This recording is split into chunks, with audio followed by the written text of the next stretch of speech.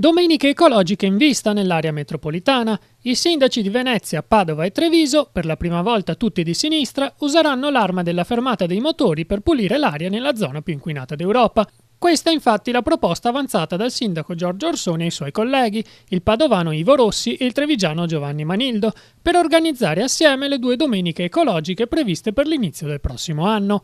Nell'attesa dell'accordo, però, già dal 4 novembre scatteranno le limitazioni al traffico a Mestre, con il divieto di circolazione per i veicoli non catalizzati a benzina Euro 0 e diesel Euro 0, Euro 1 ed Euro 2, nei giorni dal lunedì al venerdì dalle ore 8 alle ore 18.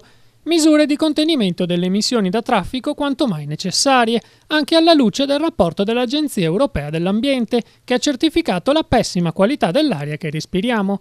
Padova risulta essere in vetta alla classifica europea per emissioni di ozono, ma le altre città venete non sono da meno, con Treviso al sesto posto, Verona all'8°, Vicenza al 14° e Venezia al 31°.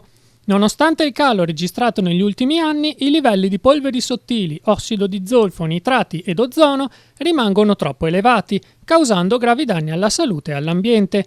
Infatti, sia a causa della sua conformazione morfologica, ma anche delle emissioni dovute dal traffico, dal riscaldamento e dalle attività produttive, la pianura padano-veneta rimane una delle aree maggiormente inquinate d'Europa. Tanto che già ci si muove oltre alle domeniche ecologiche, con l'assessore all'ambiente di Venezia Gianfranco Bettin che chiede a Zaia un intervento su area più vasta di quella dei centri cittadini, così come è già stato messo in pratica in Emilia-Romagna. Dello stesso parere anche Legambiente e l'Ecoistituto Veneto di Michele Boato, che chiedono un intervento radicale sulle politiche strategiche regionali, con investimenti per la mobilità sostenibile, riducendo il traffico su gomma ed incentivando quello su rotaia.